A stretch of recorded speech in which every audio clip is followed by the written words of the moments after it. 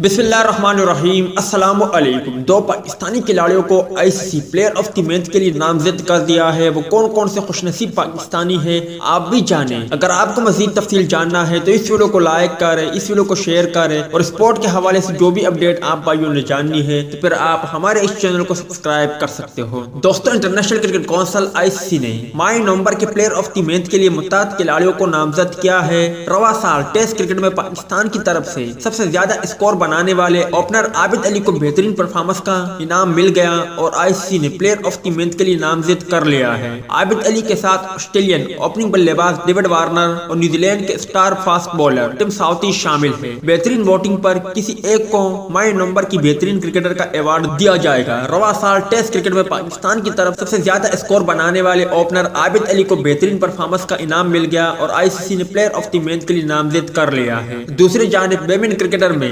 पाकिस्तान की अनम अमीन, West Indies की Hayley Matthews और बांग्लादेशी नाहिदा अख्तर को भी प्लेयर ऑफ द मैच के लिए नामजद किया गया है। आप भाइयों को क्या लगता है कि अवार्ड किसके हत्थे चढ़ेगा, मतलब कि कौन ये अवार्ड जीतने में कामयाब रहेगा? इस हवाले से कमेंट सेक्शन आपके कमेंट्स का मुंतजर रहेगा।